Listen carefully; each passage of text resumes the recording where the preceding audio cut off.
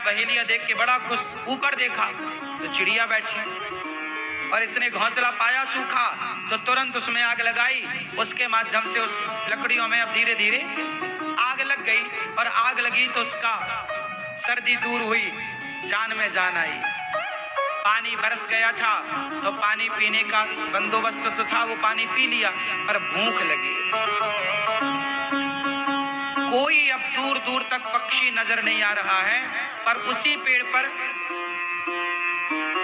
चिड़िया बैठी है, उसके बच्चे बैठे हैं और उसका पति है। चिड़िया बोली अपने पति से, इसे भूख लगी और ये हमारा अतिथि है और द्वार पे आया अतिथि, उसे भोजन देना हमारा, तो क्या दें। अब वो बहेलिया भी बार बार चिड़िया को देखे और वो बार बार निशाना लगाए, बार बार निशाना लगाए। उसे लगे कि कहीं चिड़िया उड़ ना जाए, पर वो चिड़िया तो खुद बैठी थी।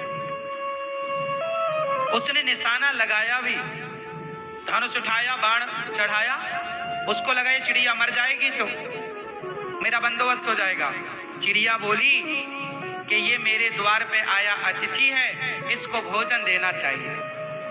तो उसके चिड़ा ने कहा, मतलब चिड़िया के पति ने, कि कैसे भोजन दें, हमारे पास तो कुछ है ही नहीं। चिड़िया बोली ये मांसाहारी तो है, एक काम करती हूँ स्वामी, आप बच्चों को संभालना, मैं इसका भोजन बन जाती हूँ। उसका पति बच्चे तड़प गए, ना ना ना तुम मत जाओ। बच्चे बोले अच्छा हम जाते हैं, हम इसका भोजन बनेंगे। चिड़िया बोली नहीं, मैंने सुना है, देखिए चिड़िया है, पक्षी है, पर वो ये जानती है कि द्वार पर आया अतिथि भूखा ना जाए। तो चिड़िया बोली आप खुश रहना, मैं चिड़िया उस जलती हुई आग में, और वो भूंज करके उसे खाया। जब उसकी भूख फिर भी ना मिटी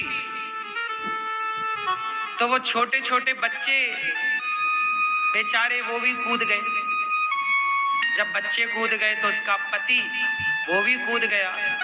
पूरा परिवार, उसकी भूख ना मिट रही थी, बच्चे जिम्मेदारी है कि मैं प्रयास करूं इसका पेट भरने में। तो उसका पति, चिड़िया का पति चिड़ा भी कूद गया और जब उसे खाया तो इसे डकार आई, ये तृप्त हुआ। तभी एक सुंदर सा विमान आता है आकाश मार्ग से, और उस आकाश मार्ग में वो चारों, चिड़िया, उसका पति और उसके दोनों बच्चे, एक सुंदर सा देवताओं की तरह रूप बनाकर, अब वो पक्षी के रूप से मुक्त होकर देवताओं की तरह सुंदर बनकर विमान पर बैठे। तो ये बहेलिया बोला आप कौन? तो पार्षद थे, विमान लेकर आए। उन्होंने कहा कि ये चिड़िया, जब ये किसी का पेट भरते हैं, तुम पापी हो, तुम तो पापी हो, तुमने हत्या करके जीवों को खाते थे तो तुम पापी हो, पर भले पापी हो। पर चिड़िया ने तो अपना धर्म निभाया, उसका धर्म है, मेरा धर्म है कि मेरे द्वार पे जो आएगा भोजन कराऊंगा। अब वो पापी है कि पुण्यात्मा ये भगवान जाने, मेरा तो धर्म है भोजन कराना। तो इन्होंने जब अतिथि का धर्म पूरा किया, गृहस्थ खा, तो देखो बिना जप तप के ये आज भगवान के धाम को दिव्य शरीर पाकर जा रहे हैं। इसका अर्थ ये पुराणों की चर्चा है। इसका मतलब ये हुआ कि आप किसी को भोजन कराते हैं तो उस भोजन कराने से वो व्यक्ति खुश हो ना हो खाकर, पर भगवान जरूर प्रसन्न होंगे उसकी तृप्ति से। इसलिए मैं बार बार एक बात दोहराता हूं कि अन्नदान सबसे श्रेष्ठ दान। अन्नदान के हुए कणों को जब चींटियां खाती हैं तो चींटियां खाकर तृप्त होती हैं, वह भी पुण्य हमें मिलता है कि चींटियों का पेट हम सबने भरा।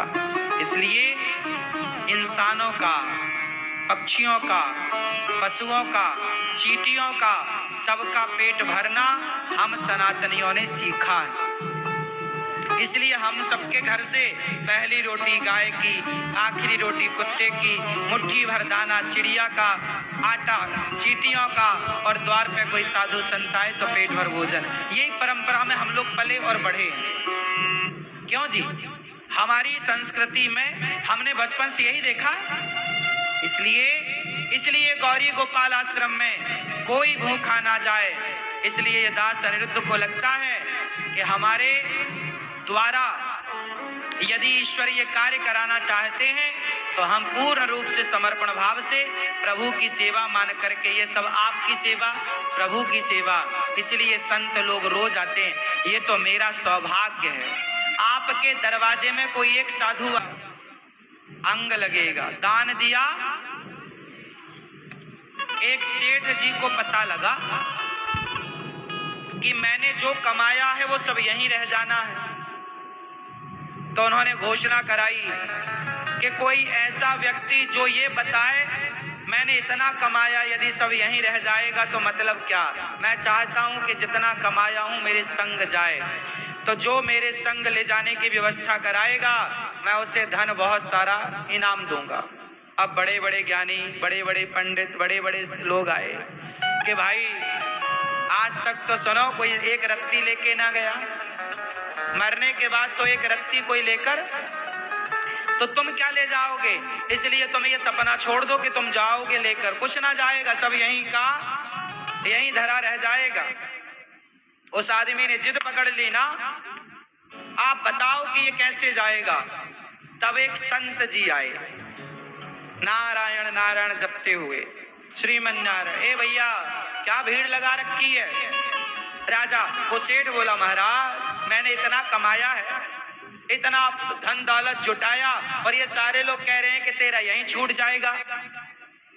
अरे मैंने यहाँ छोड़ने के लिए कमाया है क्या?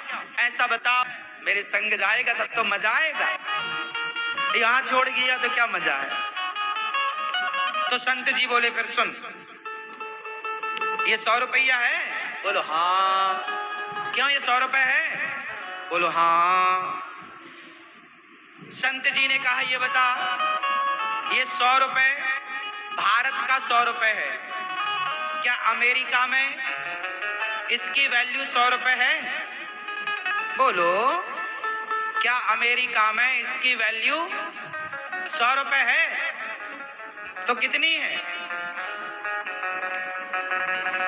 ये रुपया, यहाँ रुपया है 100, अमेरिका में ये रुपया ना चलेगा, वहां डॉलर चलता है। तो क्या करें, इस रुपया को जमा करो और वहां की करेंसी लो। रुपया भारत के बाहर नहीं चलता, तो भारत की संपत्ति भारत के बाहर ईश्वर के घर कैसे चलेगी? और सुन, तू ले जाना चाहता है तो चलेगी, जाएगी, पर कैसे? जैसे रुपए को हमने डॉलर में कन्वर्ट कराया, रुपए को किस में कन्वर्ट कराया? डॉलर में। उसी तरह तू अपनी जितनी दौलत लेकर जाना चाहता है उस संपत्ति को पुण्य में कन्वर्ट करा ले, पुण्य में लगा। जब तू अपनी दौलत किसी भूखे के भोजन में, भूखे की भूख मिटाने, प्यासे की प्यास मिटाने, किसी बेसहारा को सहारा देने, किसी के सिर पे छाया नहीं तो छाया देने में, जब तू सेवा में सब खर्च करेगा तो जितना तूने खर्च किया है वो सब का सब उससे बढ़